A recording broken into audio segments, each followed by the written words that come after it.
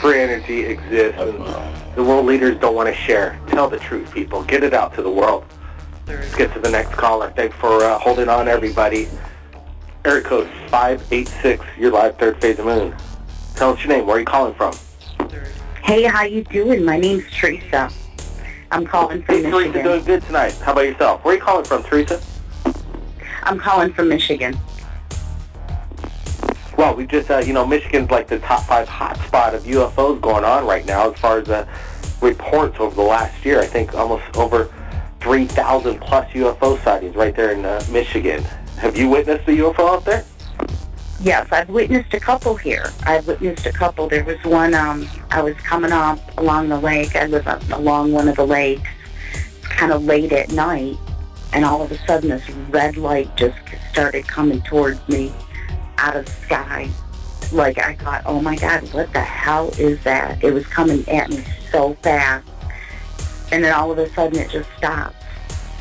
And I stopped on the street. It's not a real busy one. It was late at night. I just stopped because I'm like, what the heck is that? And I looked up, and I could see a couple of lights connected to each other. And I kind of looked around to see if there was anybody out or anybody else observing what I was observing, because as I continued to look at it further, I saw probably about 8 or 9 lights connected together, and I'm like, this thing is huge. It was hovering just above the tree line. So I looked around, and all I saw was the bunnies. There was bunny rabbits out eating, and they didn't seem to be bothered by it. So I decided I was going to get out of my car and kind of take a better look at it to get away from the trees to see if I could see it. And all of a sudden it just took off. It went across the sky like faster than I've ever seen. So I got home, and I got online, and I started looking right away on YouTube to see if anybody else in Michigan had reported it. And it actually was reported all over. There were like live sightings. People were taking videos of it. And it was going everywhere from Chicago, and they were reporting it over in London, the same structure. Wow. So it had a structure. What exactly would you compare it to? I don't know what to compare it to, because like I said, it was like I could see the structure connected with the lights, and at first I thought it was like 8 lights connected, but as it took off, I realized it was a huge ship. It was probably maybe 15 or 16 lights connected. It was big. How big would you say? God, I'm going to say at least a half a block to a couple of blocks long. I mean, it was huge. It was so big that that's why I got out of my car, so I could look at it. It was like, the further I could look, the further I could see that this thing was just connected. And I didn't feel anything from it. Like, I wasn't feeling threatened. I felt real peaceful with it. I thought, hey, cool, thanks for letting me check you out. And I could see like the steel structure, but like I said, you couldn't see a lot of it because there was that tree line there. And I was able to probably view it better when I got onto YouTube to see what other people had posted around this area.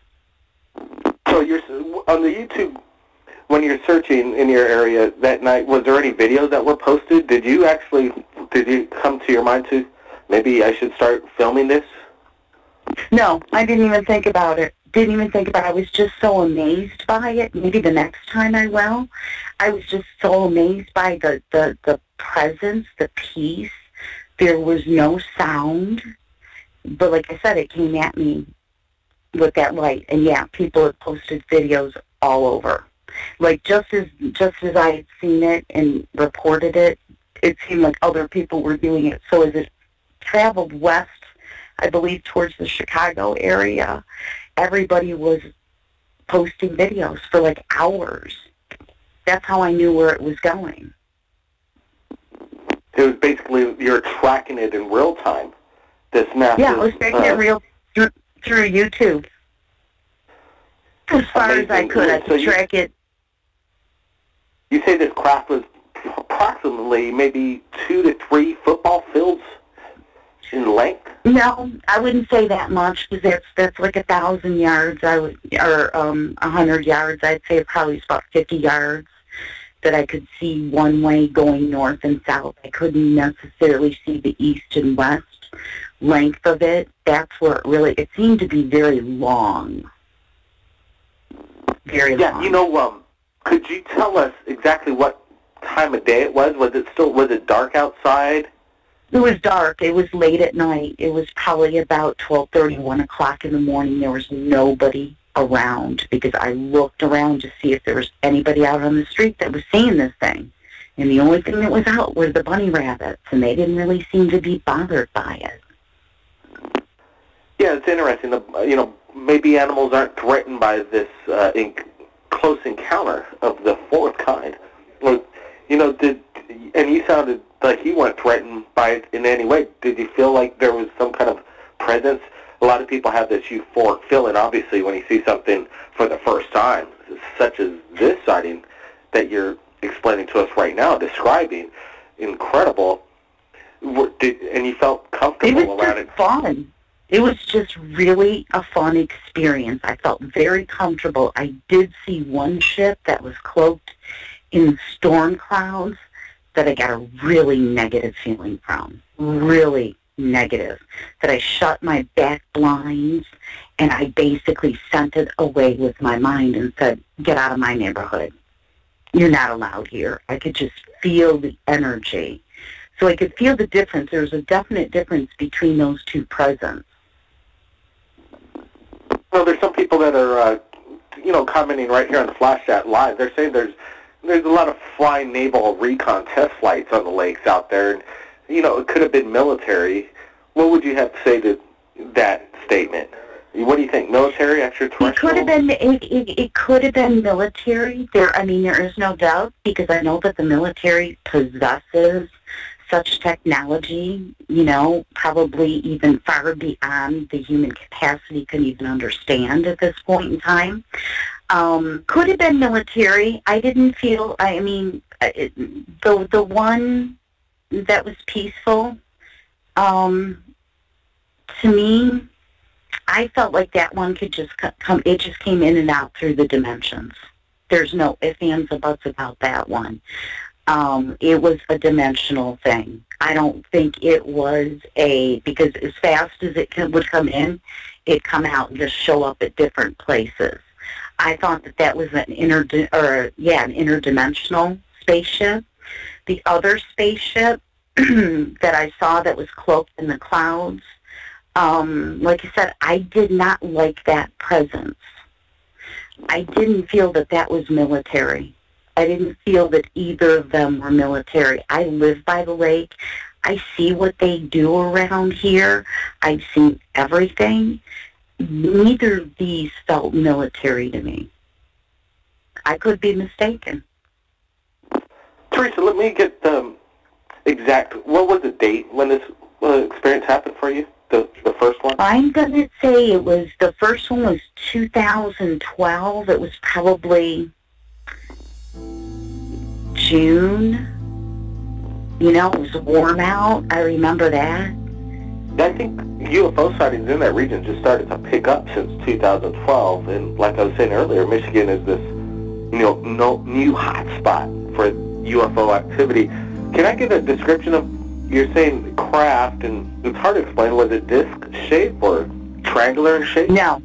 I would say it was more triangular, because like I said, it was triangle upon triangle upon triangle built. That's how I could watch the lights.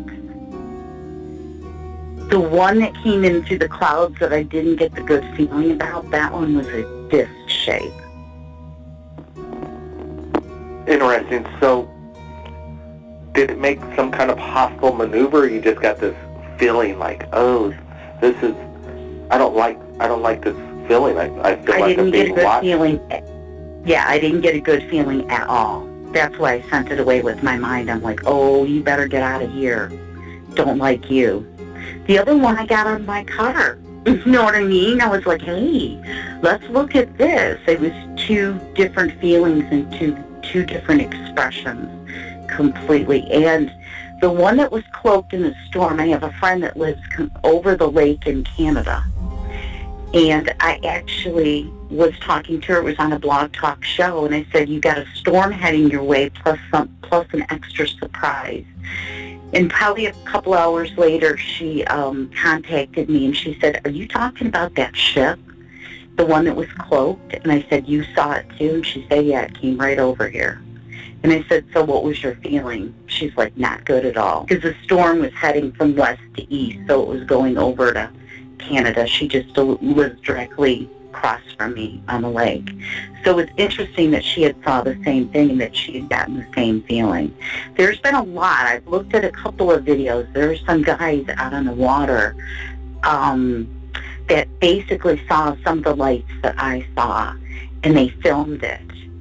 It was Lake St. Clair, and I think that was like 2012. I'm like, yeah, I've seen those lights. Now, for me, what I viewed with them, I thought what they were viewing was more military.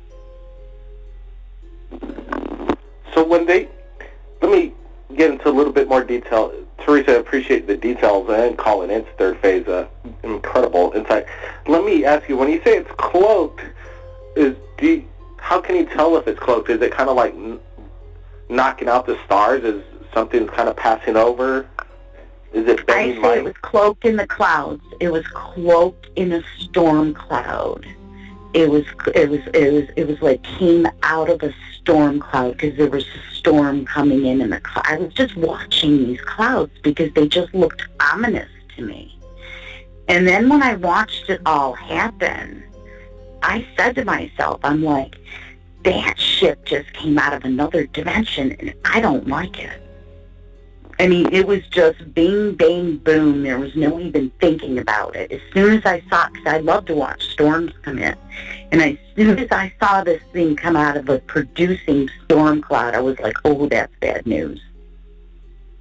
There's, I don't know how many videos we have in the archive of incredible cloud formations, weather activity, when there's some kind of weather phenomenon, weather patterns, storms, hurricanes, tornadoes.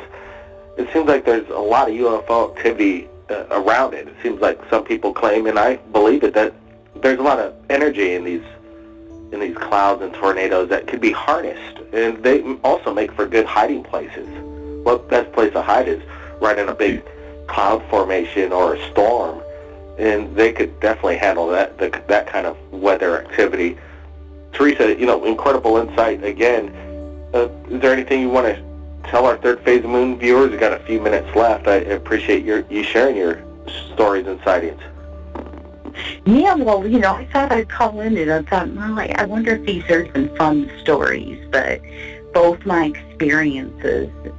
No, I appreciate the time and everybody listening. Well, Teresa, that's what it's all about. That's what we want right here at Third Phase Moon. We want to hear people's stories.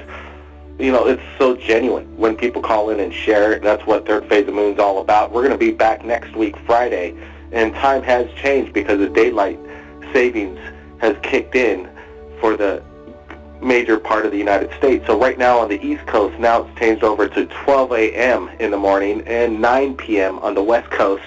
So everybody, Third Phase of Moon will be standing by, taking your calls from around the world. Teresa, thanks again for joining us. Thank you. That's right, everybody. Next week, Friday, we'll be standing by like Teresa just did. Share your stories. You never know what could happen. Insight, collaboration.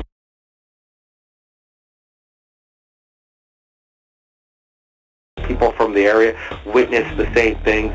Never know what could come of it.